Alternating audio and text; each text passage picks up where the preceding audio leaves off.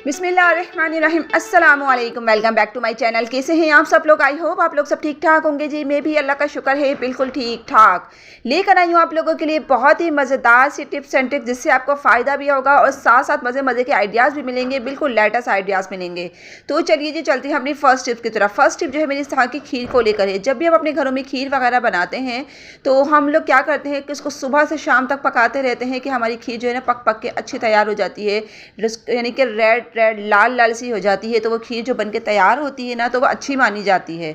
तो यहाँ पे आपको ज़्यादा देर तक पकाने की बिल्कुल ज़रूरत नहीं है, ना ही अपना गैस ज़ाया करने की ज़रूरत है। ज़ाहिर सी बात है हम ज़्यादा पकाएंगे तो हमारा गैस भी भरपूर ज़ाया होगा। आपने क्या करना है, इसके अंदर चीनी ऐड नहीं करनी है। चीनी को आपने अलग से पका लेना है। आधा कप पानी डाल के आपने चीनी को देखें इस तरह से बना लेना है। ये पक पक के चीनी जो है ना तकरीबन 15 मिनट लगे थे, ये इस कंडीशन में आ गई थी कि यानी कि ये वो बन गया था शीरा टाइप का जो होता है ना, जिससे हम चाशनी भी कहते हैं। ये देखिए आपने इस तरह की इतनी थिक चाशनी बना लेनी है और अपनी यानी कि तैयार हो जाए ना जब आपकी खीर, तो बिल्कुल लास्ट के अंदर, बिल्कुल लास्ट में आपने इस तरह से ये देखिए ये शीरा ऐड कर देना है। इससे क्या होगा कि आपके पकाने का टाइम सेफ होगा, आपका गैस भी ज़ाया नहीं होगा और जो कलर आप चाहते हैं कि आपका यानी कि खीर का कलर जो है पिंक पिंक सा आए, येलो येलो सा आए, गोल्डन गोल्डन सा आए, बिल्कुल आपकी खीर रबड़ी जैसी बाजार जैसी बनके तैयार हो, तो बिल्कुल वही टेक्सचर आएगा।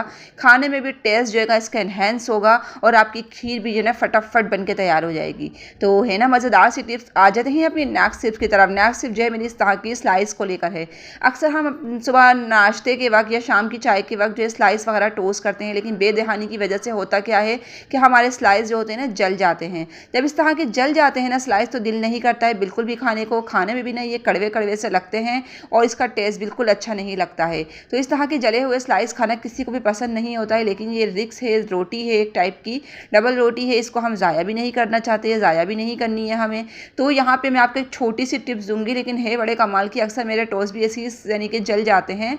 तो आपने क्या करना है, ले लेना है जी एक छुरी। छुरी की मदद से जितना भी बर्न पार्ट है ना, आप देखें इस तरह से इसको हल्के हल्के से रिमूव करेंगे ना, ये फ़ौरन से जितना भी बर्न पार्ट है, जला हुआ हिस्सा है ना, अच्छे से क्लीन हो जाएगा। अगर छुरी की जगह आप कलची का भी यूज़ कर सकते हैं। तो यहाँ पे दोनों तरह से बहुत अच्छे से ये साफ़ हो जाता है। इस तरह से जला हुआ पार्ट भी ख़त्म हो जाएगा और आपका स्लाइस जो होगा ना, आपका रिक्स भी ज़ाया नहीं जाएगा और इस तरह से जो है ना मतलब आप इसको आराम से खा सकते हैं।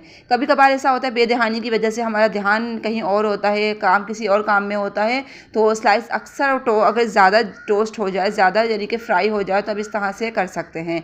आ जाते हैं जी अपनी नेक्स्ट टिप्स की तरफ। नेक्स्ट टिप जो है मेरी इस तरह की सर्दियों के कपड़ों को लेकर है। अब सर्दियाँ तो जा रही हैं, लेकिन यहाँ पे कपड़े तय करना भी जो है ना अब सर्दी के हमें रखने हैं, तो यहाँ पे अपने कमरे में हमें चाहिए होती है स्पेस, चाहिए होती है। अब जाहिर सी बात है हम ये मोटे मोटे कपड़ों की अभी हमें ज़रूरत नहीं है, जब सर्दी आएंगी तभी ये निकलेंगे। तो यहाँ पे मैं आपको इसको सेट करने का तरीका बताती हूँ कि किस तरह से आप कितने कम जगह पे किस तरह से अपने कपड़ों को सेफ यानी कि सेट करके इसकी छोटी छोटी तय बना के किस तरह से रख सकते हैं कि एक ही जगह पे आपके काफ़ी सारे कपड़े जो है ना बहुत आसानी से आ देंगे। आपने सिंपल सा इसको जैकेट ले लेनी है। जैकेट का ये इस तरह से फोल्ड करना है और ये जो निचला हिस्सा है ना, सारी जैकेट आपने इस तरह से देखें लगा देनी है। इससे इस तरह से एक अच्छी सी छोटी सी पॉकेट बन के तैयार हो जाएगी और इस तरह से हमारी जगह भी कम घिरेगी और एक ही जगह पे यानी कि एक ही बैग के अंदर, एक ही अलमारी के अंदर या एक ही शॉपर के अंदर कई सारे कपड़े बहुत आसानी के साथ आ सकते हैं।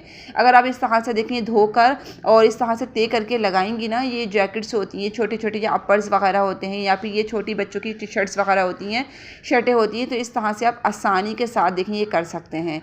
वैसे तो हम कई तरीके आपके साथ शेयर कर चुके हैं, कई तरीके मैं आप लोगों के साथ शेयर कर चुकी हूँ इसको जैकेट्स वगैरह को या फिर बच्चों की या पर्स वगैरह होते हैं इनको तय करने के, लेकिन ये भी बहुत यूनिक तरीका है और मैं अपने बच्चों की जो है जैकेट्स वगैरह इसी तरह से तय करके रखती हूँ।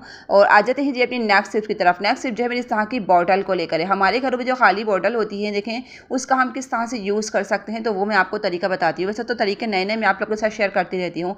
यहाँ मैंने एक बोतल ले ली है, उसको बीच में से इस तरह से देखें कट कर दिया है।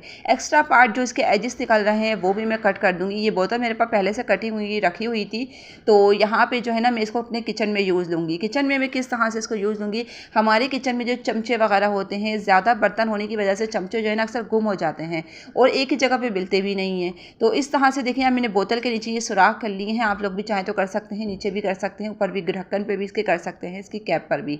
अब आपने जितने भी स्पून है ना धोकर इस तरह से लगा देने हैं। तो जितने भी यानी कि धुले हुए स्पून है ना, इसका पानी जो होगा होगा ना नीचे बोतल में झरता रहेगा और इस तरह से आपके स्पून्स भी ख़राब नहीं होंगे और एक ही जगह पे आपको एक ही वक्त में सारे एक साथ ही मिल जाएंगे। और इस तरह से छोटू सा ऑर्गेनाइज़र बना के अपने किचन में इस तरह से लगा सकते हैं किसी भी कोने में। तो यह क्या होता है कि हमारे चमचे अक्सर बहुत गुम होते हैं, तो इस तरह से गुम भी नहीं होंगे और पानी भी इनका इस तरह से निकलता रहेगा। आ जाते हैं अपनी नेक्स्ट टिप की तरफ। नेक्स्ट टिप जो है मेरी इस तरह के चावलों को लेकर है।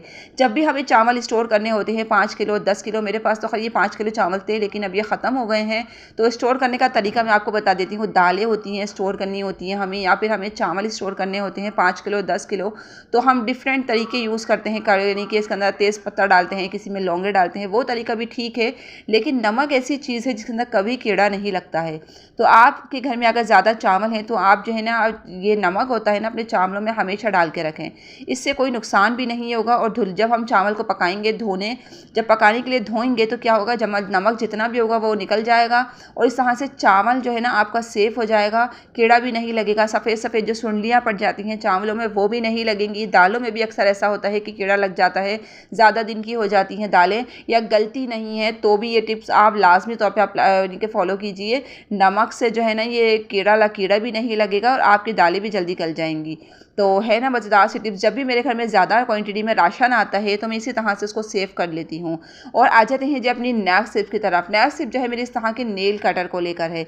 नेल कटर होता क्या है कि वक्त के साथ साथ जो है ना इसकी जो धार होती है बहुत ज़्यादा कमज़ोर हो जाती है और जब हम नील्स काटने बैठते हैं ना तो यकीन जाने बहुत गुस्सा आ रहा होता है शदीद वाला कि कटते ही नहीं है क्योंकि इसकी धारी कमज़ोर पड़ गई होती है। तो आपने क्या करना है, खाली दवाई के इस तरह के जो मेडिसिन के रैपर्स होते हैं ना ये हमारे घरों में पड़े होते हैं, तो आपने जो है ना इसको रफली नील्स कटर को इस पर चलाते रहना है। आप इसको तकरीबन 1 से 2 मिनट चलाएंगे ना तो इससे क्या होगा कि आपका नील कटर बहुत अच्छे से शार्प हो जाएगा और आपको इसको मतलब ज़्यादा फेंकने की ज़रूरत भी पेश नहीं आएगी, बहुत अच्छे से शार्प हो जाता है।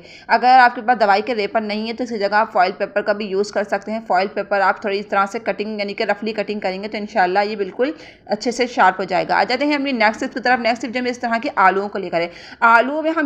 आलूओं में हम कॉर्नफ्लोर क्यों डालेंगे, अक्सर ऐसा होता है। ये रेसिपी मेरी स्पेशली रमज़ान के हवाले से भी है। तो यहाँ पे रमज़ान में हम बच्चों के लिए फ्रेंच फ्राइज़ वगैरह बनाते हैं, तो हम बच्चों को चाहिए होती है कि क्रिस्पी हो हमारी फ्रेंच फ्राइज़। तो आप इस तरह से आलू को काट कर इस पर ना 10 मिनट के लिए ये कॉर्नफ्लोर लगा के छोड़ दीजिए। उसके बाद जब आप इसको फ्राई करेंगे ना तो आपके जो चिप्स है ना आलू के बड़े क्रिस्पी और मज़ेदार बन के तैयार होंगे। तो बस आज की वीडियो मेरी यहीं तक थी। आई होप आपको पसंद आई होगी। पसंद आ जाए तो प्लीज़ चैनल को लाजमी तौर पर सब्सक्राइब कीजिएगा। वीडियो को आपने ज़रूर लाइक करना है। मिलती हूँ बहुत जल्द एक न्यू वीडियो के साथ। सो जब तक के लिए जी थैंक यू फॉर वॉचिंग। अल्लाह हाफिज़। और आप लोग सब्सक्राइब करने में बड़ी ही कंजूसी करते हैं, तो प्लीज़ जो लोग भी मेरे चैनल पे आया करें सब्सक्राइब लाजमी किया करें। प्लीज़ सब्सक्राइब कीजिए, लाइक भी कीजिए। अल्लाह हाफिज़।